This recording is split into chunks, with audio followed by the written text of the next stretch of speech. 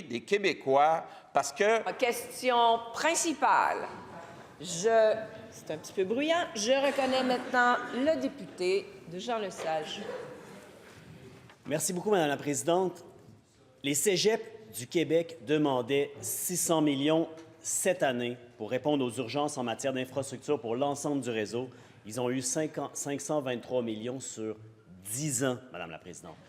Avec la hausse de 2,1 des dépenses en enseignement supérieur, elle est inférieure, cette hausse-là, à l'augmentation des coûts de système. Les cégeps vont devoir encore couper. Les services aux étudiants et la qualité de l'enseignement vont souffrir.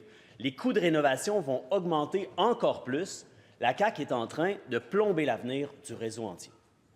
En plus, le gel de recrutement et le plafond des heures rémunérées sont maintenus. Aucune mesure n'est prévue au budget de fonctionnement pour réagir à la croissance de la population étudiante.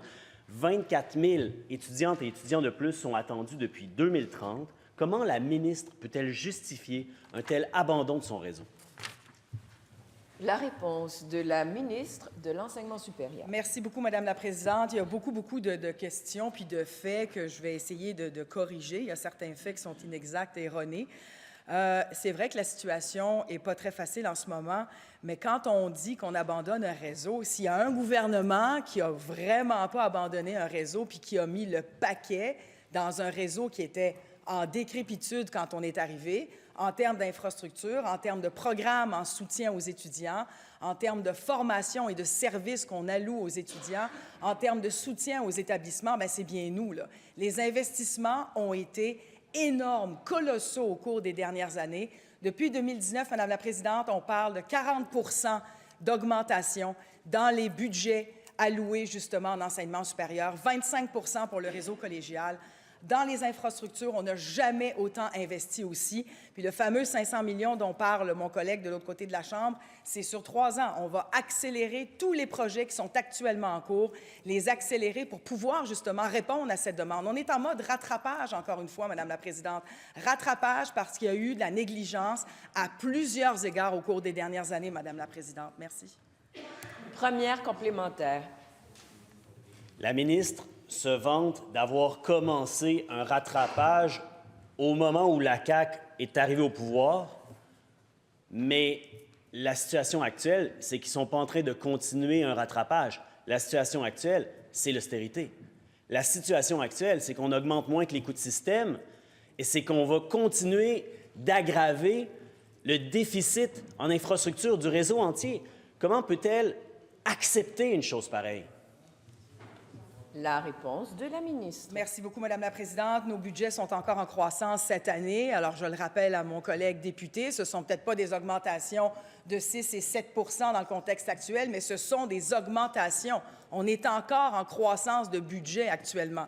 Je le disais tout à l'heure, on parle d'un PQI de 9 milliards en enseignement supérieur, dont 3,8 pour les 3 prochaines années. C'est une augmentation de 6 par rapport à 24-25. Pour les cégeps, là, on a encore une augmentation dans le réseau collégial de 25 des dépenses, des investissements qu'on a fait au cours des dernières années.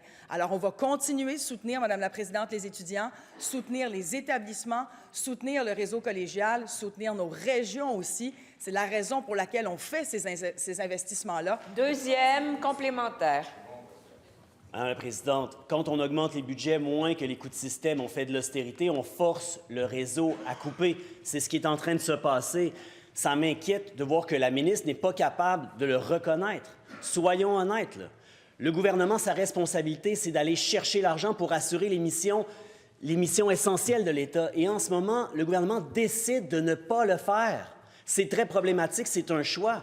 Il n'y a pas personne là-dedans qui n'a pas le choix. Ce sont des choix qui sont en train de miner le réseau.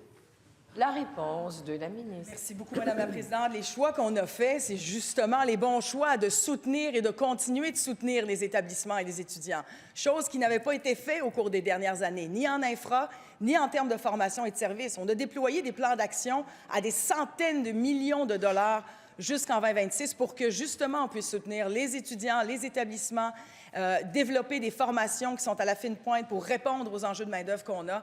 On n'a jamais autant investi en enseignement supérieur, Madame la Présidente. Je sais que ça achale bien des gens de l'autre côté de la Chambre, puis mes collègues députés quand on dit ça, mais c'est la vérité. Quand on est arrivé, il n'y avait pas grand-chose en infrastructure. Il y avait vraiment un rattrapage énorme à faire. Je vais continuer de travailler en collaboration avec tout le réseau, Madame la Présidente.